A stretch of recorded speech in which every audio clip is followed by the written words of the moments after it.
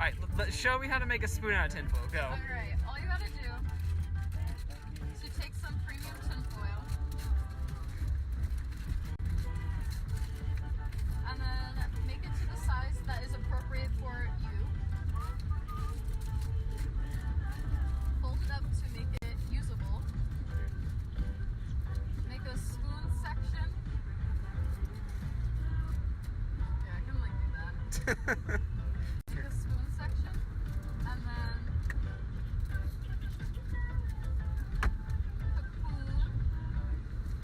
This is actually working. Yeah.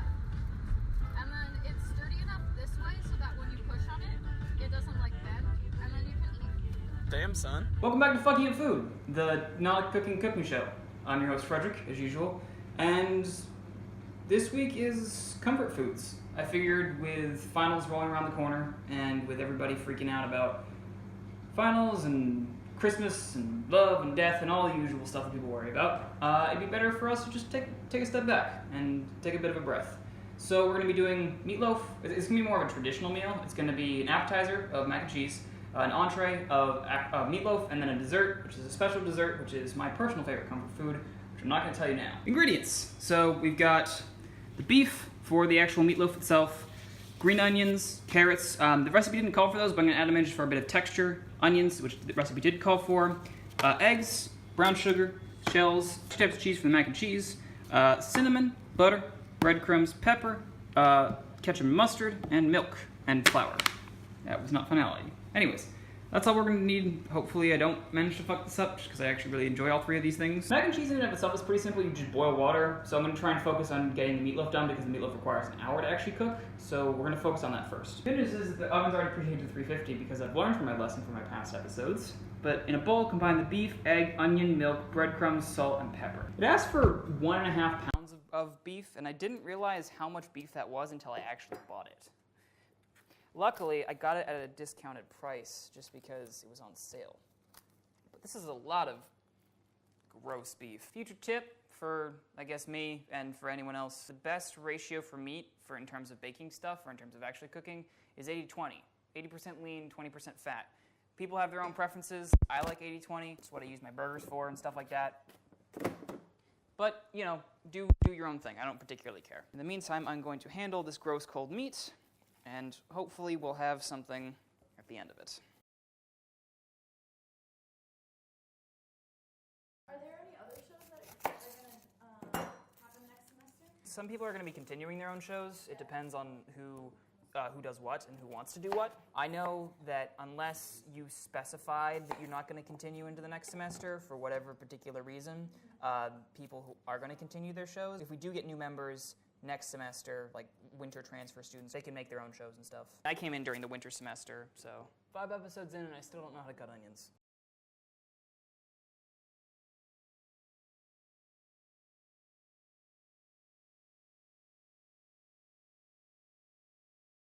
When is your last final? Friday.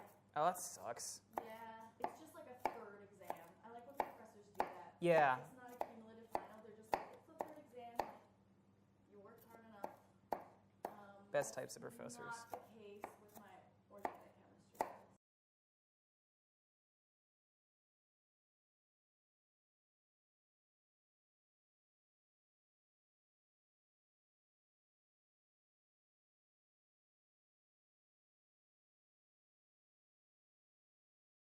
After like 10 minutes of cutting up onions, I got enough. This is a lot of onions, but this is also a lot of beef, so I don't really know what I'm going with this. I'm going to cut up the onions, then I'm going to add all the dry ingredients, breadcrumbs, the salt and pepper, and then the egg and the milk, and then hopefully we'll have some kind of casserole thing. I have 2 papers to write for my Love and Death in Modern Europe class.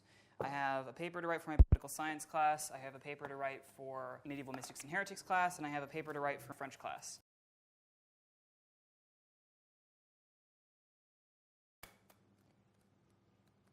Ugh. I don't have a whisk for this, so I guess I'm just gonna... Ugh. I'm basically just making like hamburger loaf. Probably could have chopped the onions up a bit smaller, but I don't know how to chop up onions, and I'm too lazy.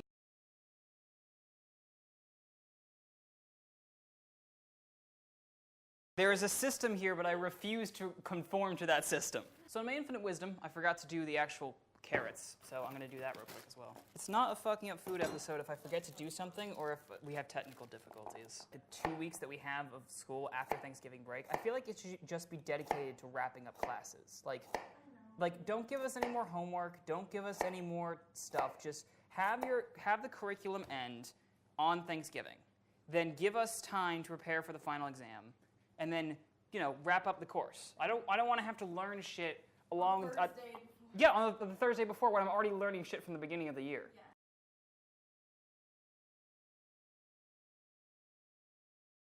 Carrots are added. Now I just need a cup of milk. This is half and half. This is not my actual milk. Wait, did I? No, okay, I'm not dumb. I fucking bought half and half. Don't understand what the milk is for, because I feel like the only type of milk that meat should go with is milk steak. But I don't know. I'm gonna trust the recipe. This is I don't like that. I don't like this either. I don't know why it asked me to put the milk in with the meat. Maybe it's like to make it softer? I don't know. Yeah, but isn't there just like a little puddle of milk down at the bottom? There is. Maybe the breadcrumb is supposed to absorb it? In hindsight, I probably should have put in the wet ingredients first, then the dry. I'm not a smart person. I'm a third-year history major, and yet I don't know how to make food. Wait, all the milk is gone. Oh, We were shit-talking the milk the entire time, but it turns out it just absorbed it. Good job, meat. Gold star. Mr. Zatney, if you're watching this, I apologize, but I'm going to shit-talk you. My Love and Death in Modern Europe teacher expects me to read 300 pages of a book that was assigned on Thursday by Tuesday. I have 5 other classes. Teachers, I'm going to become a teacher. Please remember this. I have 4 or 5 other classes besides yours. I can't read a 300-page book in 4 days. I have a social... I like spending time with my girlfriend. I like having sleep, you know? Oh, I'm getting too emotional about this. I don't know why I did that. All right, salt and pepper.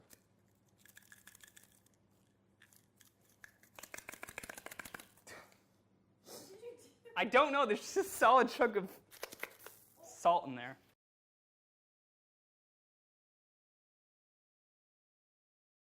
I probably should have read what it said about the actual steps, but I'm not a smart man, so technical difficulties, please stand by. I'm just going to lightly oil this real quick, and then I'm going to put it in the pan, and then we're just going to bake it for an hour.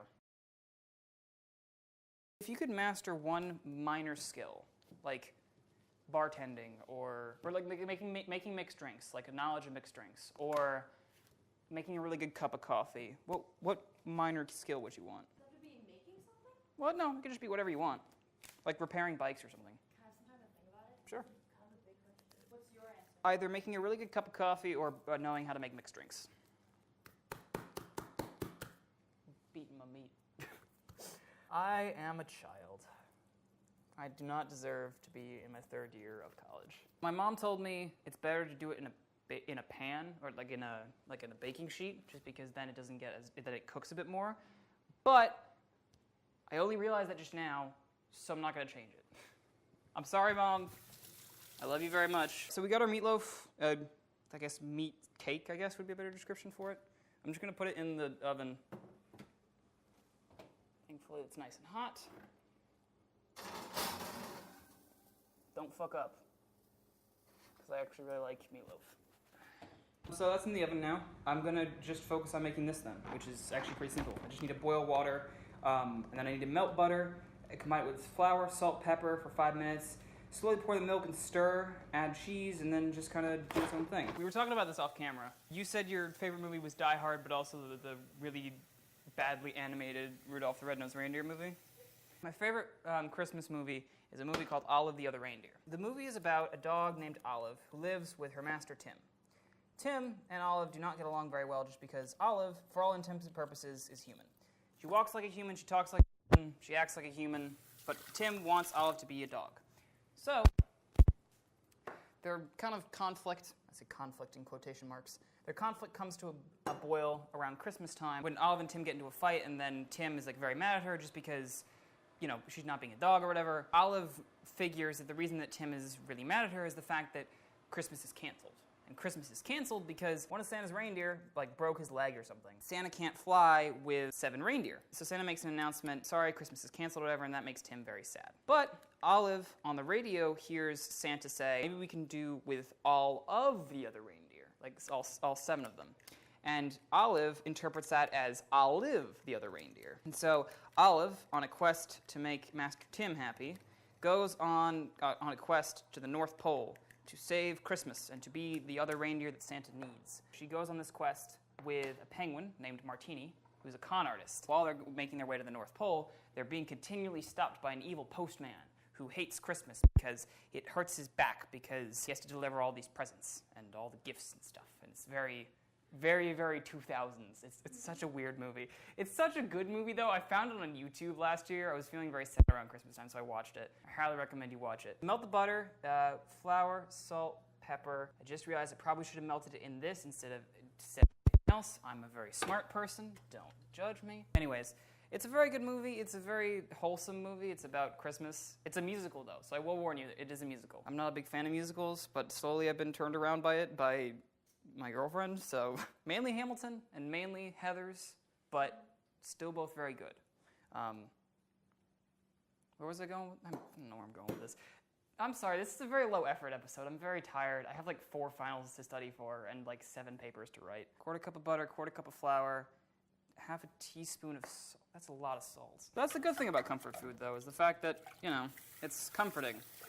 In times of stress, you eat it, and it helps you relax. Do you have a favorite comfort food? Any of you? Really? Yes. Cool. Mac and cheese. Really? Oh yeah. There you go. Yeah, I'd fuck this up. All right. We're gonna need more butter. Oh, let me see it. Food consultant. First ever food consultant. By the way, everyone, this is my roommate Ariel. She's very nice. She and her boyfriend Nathan are hanging out in the background because it's her birthday. So happy birthday, Ariel. This is actually kind of nice. While she's doing that, I'm going to work on the cheese. This will be good practice, though, for the Valentine's Day episode. We have special guest Frankie from UVM Snapshot.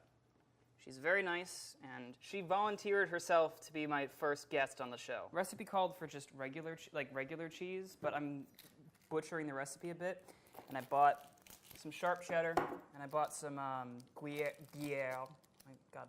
My French teacher would hate me if I said that. Gruyere? Is it Gruyere? Gruyere? I don't know how to pronounce it. And while I did that, the cheese just kind of fell apart in my hands because I'm a professional chef, and this is what I do for a living. Just kidding, I'm just a broke college student. So let that boil. In the meantime, I'm going to mix up the cheese. That is very thick. That's like 3 C's thick. That does not look like mac and cheese. That looks like the thing from another world. I need to add the milk, so hopefully that won't mess up. This is a judgment-free zone, especially considering that I can't make mac and cheese or meatloaf to save my life. So, sauce is boiling, so that's good. But this does not look like mac and cheese at all. I definitely messed up because it doesn't look like mac and cheese. Doesn't have the consistency of mac and cheese, actual flour or anything like that. But maybe when it toughens up a bit, it'll actually do it. I don't know. I said to let it do it for 5 minutes, but who the hell knows? Oddly enough, I don't actually have any experience with mac and cheese. My only real experience with mac and cheese is Easy Mac, and I ate that shit like it was, I don't know, like Kraft Singles. Oh, it says slowly pour the milk. Don't just pour it in. Good to know. Also, the cheese was supposed to come in later. We're learning things as we go. Definitely not cooked enough, though. In the meantime, I'm going to clean up. You didn't answer. What was your favorite comfort food? I didn't answer. I like waffles. Really? Yes. I don't know if that counts as a comfort food. No, I don't think- know what's in that genre, but I think comfort food doesn't necessarily have a genre. It's just its own. It's just whatever you find comfort in. waffles. Waffles are really good. I can't even pull apart saran wrap right. Like, why am I in charge of a cooking show? My comfort food isn't necessarily even a food. It's just, something that I have good memories with. Technical difficulties, please stand by. But this looks amazing. This is basically like fondue. I love it.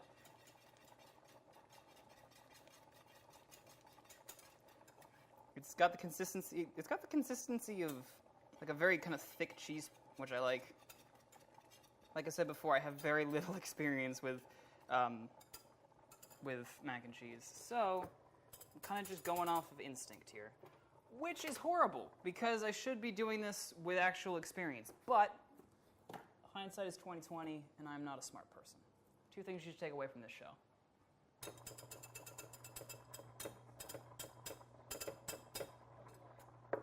Favorite Christmas song? There's a country artist. I don't listen to country, but she's like more like pop country. Yeah. And she had made a Christmas album, and she has some really good songs on it.